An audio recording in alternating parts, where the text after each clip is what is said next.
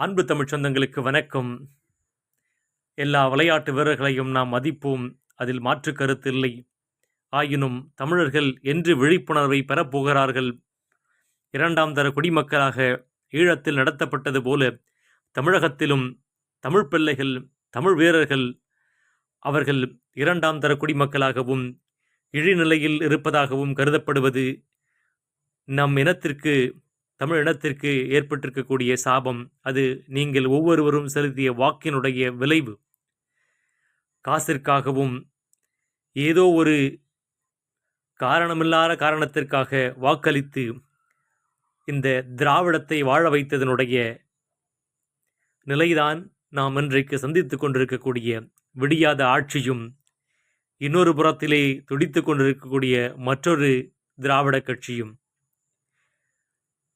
திரு குகேஷ் அவர்கள் வெற்றி பெற்றதை கொண்டாடி தீர்த்து 5 லட்சம் கோடி அந்த ஆண்டில் மட்டும் 2024 மட்டும் சற்றேறக்குறைய 13.50 கோடியை இந்த அரசுகள் வழங்கியிருக்கிறது. இங்கே பாலையா கூறுவது போல போத் ஆர் நாட் சேம் என்ற கூற்றின்படி கார்த்திகா அவர்களுக்கு 25 லட்சமும் குகேஷ் அவர்களுக்கு 5 லட்சமும் வழங்கப்பட்டிருக்கிறது. அது மட்டுமல்ல, சந்திரபாபு நாயுடு அவர்கள் அதை பெருமையாக hearty congratulations to our very own Telugu boy Indian grand master D Gukesh on scripting history in Singapore by becoming the world's youngest chess champion at 18.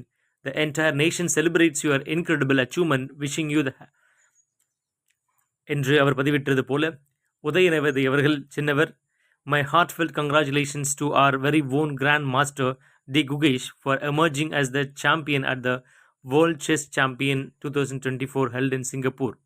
இதற்கு குகேஷ் அவர்கள் முதலமைச்சர், துணை முதலமைச்சர் குறித்து பேசியிருக்கிறார். தமிழ்நாடு முதலமைச்சர் மற்றும் துணை முதலமைச்சர் எப்பொழுதும் நான் வெற்றி பெற்றாலும் என்னை வீட்டிற்கு அழைத்து பாராட்டி ரொக்க பரிசு கொடுக்கிறார்கள். 2023 ஆண்டு டிசம்பரில் தமிழ்நாடு அரசு நடத்திய சென்னை கிராண்ட் மாஸ்டர் போட்டியில் வெற்றி பெற்றதால் கேண்டிடேட் செஸ் போட்டிக்கு தகுதி பெற முடிந்தது. தொடர்ந்து விளையாட்டு வீரர்களுக்கு ஊக்கம் அளிப்பது மட்டுமல்லாமல் நிறைய உதவி எனக்கு செய்துள்ளார்கள். தமிழ்நாடு அரசுக்கு நான் நன்றியை தெரிவித்துக் கொள்கிறேன் என்பதாக குறிப்பிட்டிருந்தார். இது பாரபட்சமாக விளையாட்டு வீரர்களை நடத்துவதைத்தான் நமக்கு புடம் போட்டு காட்டுகிறது.